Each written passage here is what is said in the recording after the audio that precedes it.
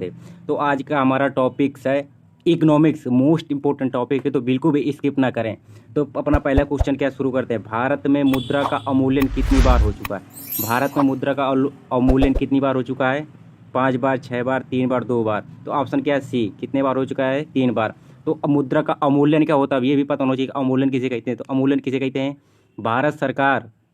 भारत सरकार द्वारा जानबूझकर किसी दूसरे देश की मुद्रा के सापेक्ष अपने देश की अपनी मुद्रा के मूल्य में कमी करना अवमूल्यन कहलाता है। भारत में 3 बार मुद्रा का मूल्यन हो चुका। कब कब? 1949 में जब पीएम थे लाल बहादुर शास्त्री, फिर कब? 1966 में जब पीएम, सॉरी 1949 में जब जवाहरलाल नेहरू पीएम थे, और 1966 में लाल बहादुर शास्त्री पीएम थे। 1991 में सीवी चंद्रशेखर राव प्रधानमंत्री थे, और गृह मंत्री, होम मिनिस्टर थे मनमोहन सिंह। तो क्या? एलपीजी रिफॉर्म्स आया था। एलपीजी का मतलब लिबरलाइजेशन, प्राइवेटाइजेशन और ग्लोबलाइजेशन, ये रिफॉर्म आया था। कब? 1991 में। तो अपना क्वेश्चन कौन सा थी? 3 बार अवमूल्यन हो चुका है। अगला क्वेश्चन कौन सा है? सर्वप्रथम कागजी मुद्रा किस देश ने जारी की थी? सर्वप्रथम कागज की मुद्रा कब जारी की थी? भारत में कब? शेरशाह सूरी का जब समय आया था 1940 से 1945 के बीच में। तो शेरशाह सूरी ने क्या?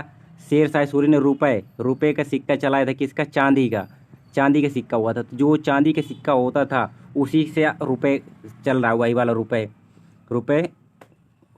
किसकी देन है? शेरशाह सूरी की। तो सर्वप्रथम कागजी मुद्रा किस देश ने जारी की थी? चीन ने जारी की थी। कब? 806 एडी, 806 एडी में, 806 ईस्वी में चीन ने सर्वप्रथम कागजी मुद्रा को जारी किया था। अगला question,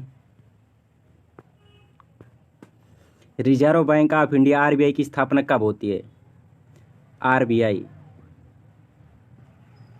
reserve bank of India की स्थापना के लिए कौन? यंग हिल्टन कमीशन बनता है आरबीआई की स्थापना के लिए। Young Hilton commission. 1934 में आरबीआई एक्ट आता है। कब? 1934 में आरबीआई एक्ट आता है। और स्थापना कब होती है? स्थापना होती है 1 अप्रैल 1935 में आरबीआई की स्थापना होती है।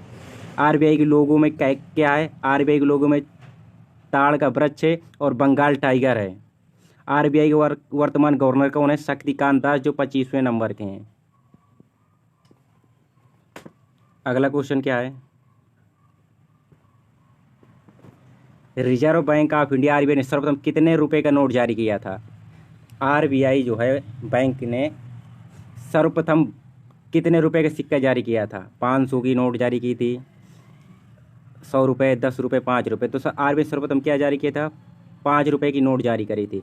आरबीआई ने जनवरी 1938 में सर्वप्रथम 5 रुपये का नोट जारी किया था। कितने का? 5 रुपये का नोट जारी किया था। और फिर फरवरी 1938 में आरबीआई ने 10,000 रुपये का नोट भी जारी किया था। 10,000 रुपये का नोट जारी किया था, 5,000 रुपये का नोट जारी किया था आरबीआई ने। फिर 1954 में 10,000 का और 5,000 के नोट बैन कर दिए थे। तो आरबीआई ने सर्वप्रथम कितने का नोट जारी किया था? 5 का। कब? जनवरी 1938 में। अगला क्वेश्चन क्या है? Reserve bank of India RBI ने सर्वप्रथम सिक्के कब जारी किए थे? आरबीआई ने सब सिक्के कब जारी किए थे? 1950 में। आरबीआई ने सिक्के कब जारी किए थे? 1950 में सिक्के जारी किए थे सर्वप्रथम।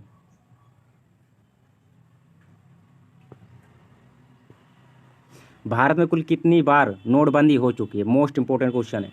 भारत में कुल कितनी बार नोटबंदी हो चुकी है? 5 बार, 2 बार, 3 बार, 1 बार। भारत में कितनी बार नोटबंदी हो चुकी है? 3 बार। Option C. कब? 12 अगस्त 1946 को। दूसरा कब? 16 जनवरी।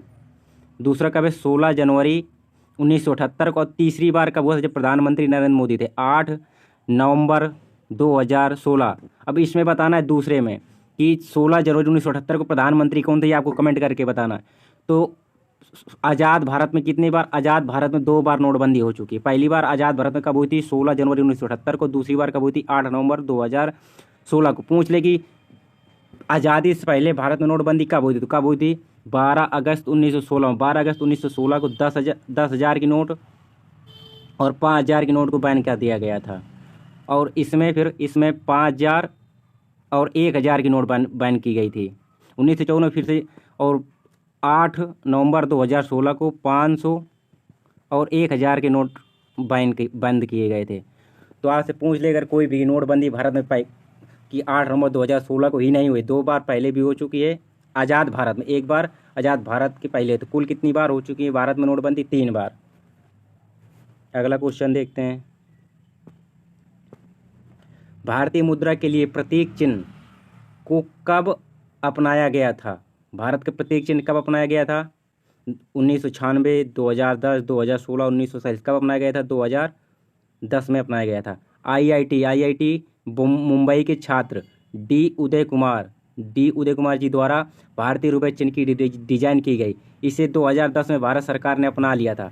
तो रोमन लिपि किसकी? अंग्रेजी भाषा के आर और देवनागरी लिपि हिंदी के रा से मिला करके रुपये चिन्ह बनाया गया है। ये रुपये चिन्ह है। ये अंग्रेजी के रा, रोमन के रा, देवनागरी लिपि के रा से भारतीय रुपये चिन्ह बनाया गया है। 2010 में अपनाया गया था। डी उदय कुमार ने इसका डिजाइन किया है। आईआईटी बॉम्बे के छात्र थे। अगर वीडियो पसंद आए तो वीडियो को एक लाइक कीजिए, चैनल को सब्सक्राइब कीजिए। अगला क्वेश्चन क्या है? भारतीय मुद्रा के लिए प्रतीक चिन्ह को कब अपनाया गया था? 2010 में। पूरी वही क्वेश्चन दोबारा आ गया। भारत का पहला क्षेत्रीय ग्रामीण बैंक का नाम क्या है? भारत का पहला क्षेत्रीय ग्रामीण बैंक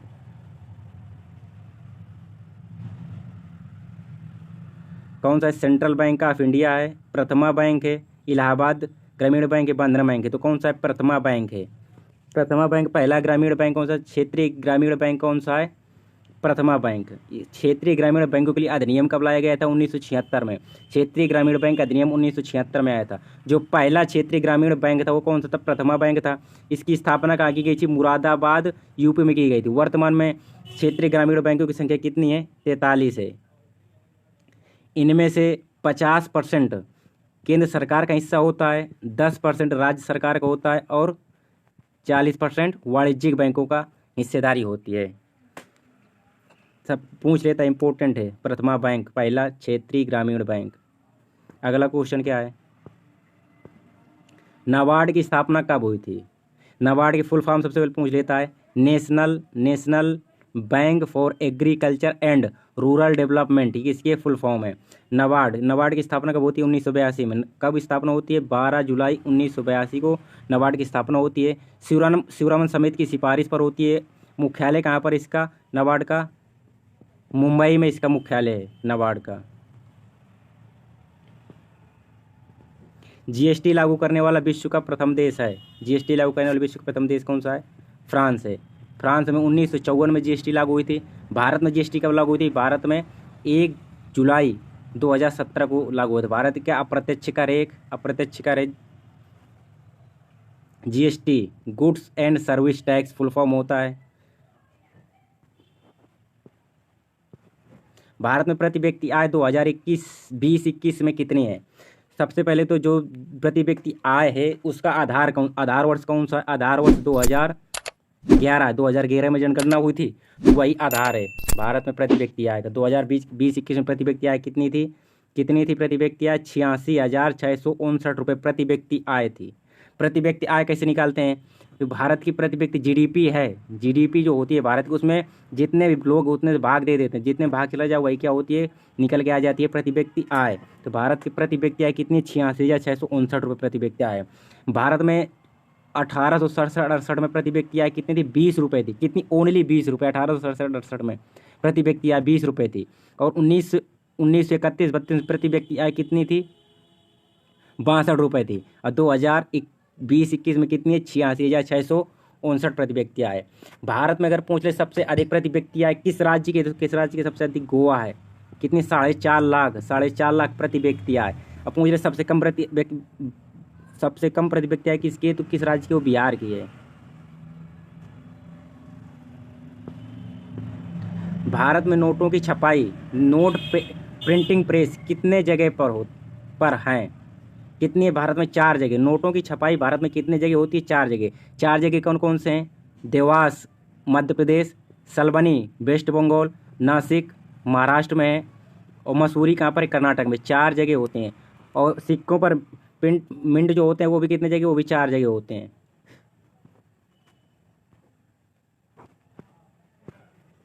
भारत, अब 3-4 वन लाइनर देख लेते हैं। भारत के किस राज्य में कोयले की मात्रा सर्वाधिक है? उड़ीसा में है। भारतीय अर्थव्यवस्था के उदारीकरण का अग्रदूत किसे कहा जाता है? मनमोहन सिंह कहा जाता है, जब एलपीजी रिफॉर्म लाए थे 1991 में।